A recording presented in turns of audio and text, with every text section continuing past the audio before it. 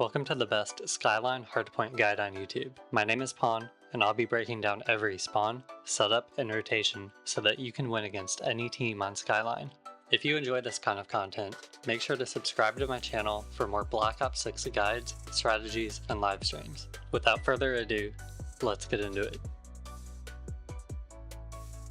Let's begin by taking a look at the overall structure of Skyline, which can be broken up into 5 distinct zones. On each end of the map, we have the offensive and defensive spawn zones. This is where you spawn, and you'll typically have total map control of the side that you spawn into. Next are the 2 transitional zones between the spawn zone and the mid zone. These transitional zones are where danger level starts to escalate and is frequently the best area for your team to set up on. And finally, the mid zone, which is by far the most important zone to control, especially on Skyline. If your team doesn't have control of mid, it's going to be really difficult to win on this map. As a general rule on Skyline, your team's primary goal should be to put yourselves into positions where you can control the mid zone while capturing the objective. Controlling the mid zone is all about controlling the entry points into it. The lines on the screen represent the primary routes each team can take from their spawn zone towards the mid zone. You should be comfortable moving along each route and become familiar with where each route enters the mid zone. You may have noticed that the underground path isn't shown here. That's because it's situational and can be used for flanking or flipping spawns. We'll discuss this later. Anytime that you spawn in, you should be thinking about these routes and which routes your teammates don't have covered. You should also be thinking about which routes that the enemy can take towards the mid zone. These are the areas that your team is going to want to look when trying to stop the enemy from crossing the mid zone.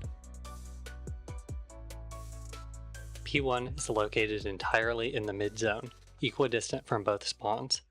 While it may seem that both spawns are of equal strength, the defense side has the advantage due to already having the good spawn for P2. If you're spawning on the defensive side, your team should prioritize keeping control of the spawn. The best teams will be pushing for this spawn right away, which makes the early moments of the game very important. If you're spawning on the offensive side, your team should prioritize flipping spawns as soon as possible. Doing so will position your team for success on P2. In the early stages of P1, the goal is to secure mid-map control and prevent the enemy team from breaking through. In this setup, we have an AR positioned in the P2 hallway, cutting off the roof and catwalk routes. They can also provide support fire down towards the player on point.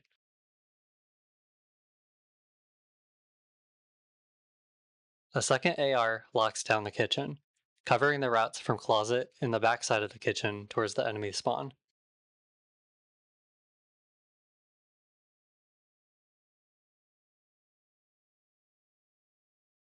Another SMG player plays directly on the hardpoint, using the hot tub and stairs for cover. This player focuses on staying alive at all costs and lets the AR player above provide covering fire when needed. The final SMG player supports the AR player in the kitchen and stands ready to pick up any trades along the mid zone. This player needs to be locked into comms and be ready to pick up any trades. This setup is aggressive and prioritizes holding mid as early as possible. The best teams are going to be pushing through kitchen as soon as possible to try to get the P2 spawn, so be on the lookout for early team pushes through kitchen. Once your team has gained mid-map control and the time for P1 is starting to run low, your team needs to get ready for P2. Our first AR player falls back and takes position behind the piano, covering the routes from pool and gym.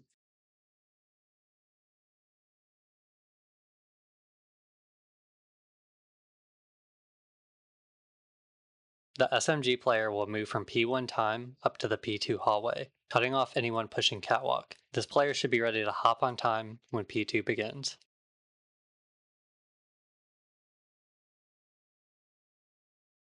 The second AR player should continue to maintain their position in kitchen.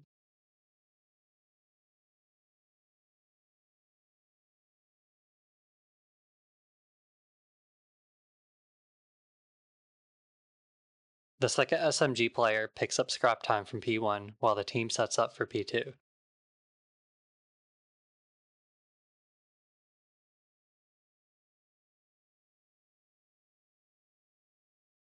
This adjustment ensures your team is ready for P2 while maintaining solid control over the mid zone. You'll want to use this normal setup after obtaining map control using the previous setup.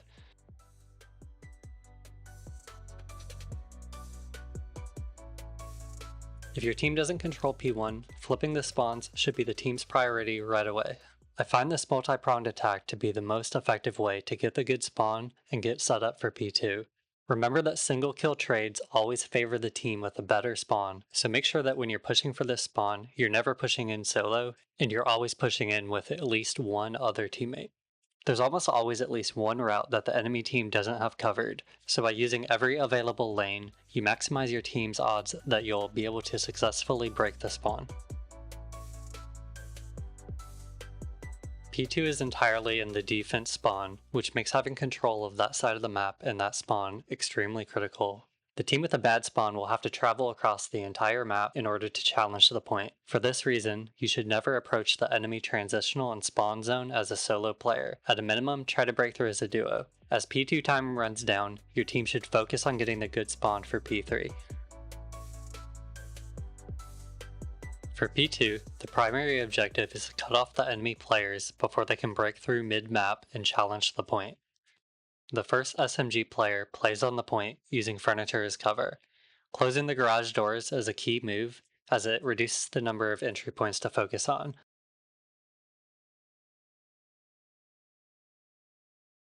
An AR holds the stairs outside of P2, covering the catwalk and poolside.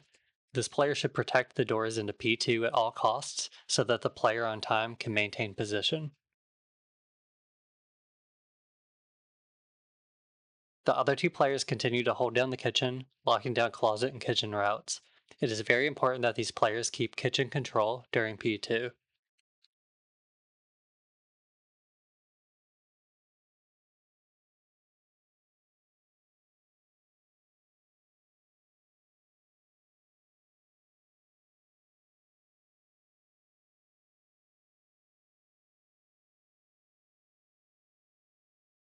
When P2 time is nearly over, you should start rotating for P3. Your team should do this by sending one player down each lane of the map in order to attack the enemy spawn from multiple angles. Forking the enemy spawn like this is the most effective way to break it. Given the distance to P2 from the offensive spawn, it's critical to push in pairs or as an entire team to minimize single kill trades. Synchronizing your attack and maintaining constant pressure increases the chance of flipping the spawn and taking control of the hardpoint. P3 favors the offensive spawn because of its better positioning for the next rotation to P4. When your team has the good spawn, balancing your attention between P3 time and keeping the good spawn is critical because losing the good spawn will put your team at an extreme disadvantage for P4. When holding down P3, mid-map control remains vital.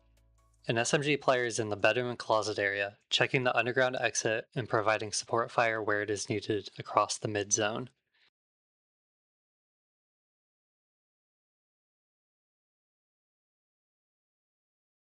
An SMG player sets up in the kitchen, watching the gym and fireplace door routes.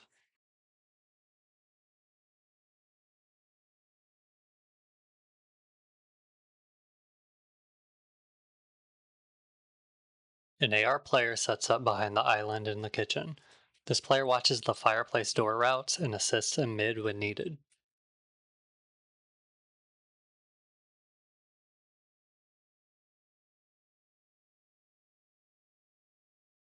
The final AR player sets up on the hot tub and watches catwalk and piano routes.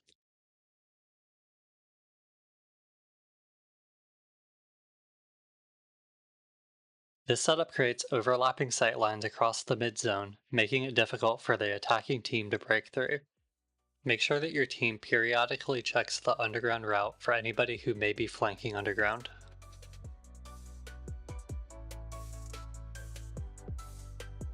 Your team needs to attack this point from multiple angles to ensure that the enemy team isn't able to spawn trap you. Dropping down from unexpected angles via the catwalk or rooftop can catch defenders off guard, allowing your team to overwhelm the point and disrupt their setup. Typically the best way to attack this point is by using the upper or lower routes of the map to attack the spawn first and then attack the kitchen from the spawn side.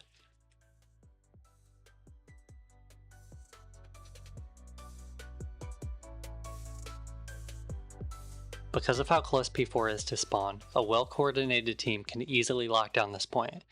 With that being said though, it is also easily breakable against a weaker team. Maintaining pressure on the mid-map is key to preventing the enemy team from staging a successful attack. As P4 winds down, shift your attention to securing the opposite spawn. Securing the opposite spawn early will set your team up for both P1 and P2 points. It is extremely easy to lose the good spawn for P4. For that reason, your team needs to make sure they're set up in positions where the mid zone is completely covered. If your team gets pushed back all the way into the spawn, it can become very easy for the enemy team to flip you out of the spawn. An SMG player holds the point, using the tub or shower for cover. This player should keep eyes on the underground exit and be ready to communicate any threats. Another SMG player holds down the bedroom and closet area, ready to pick up any trades where needed.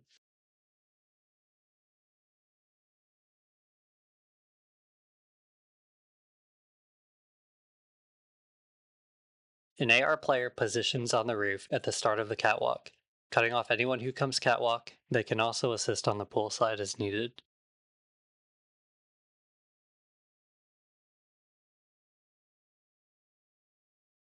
The final AR player sets up behind the kitchen island, covering the fireplace door entries and pivoting to assist towards gym and pool as needed.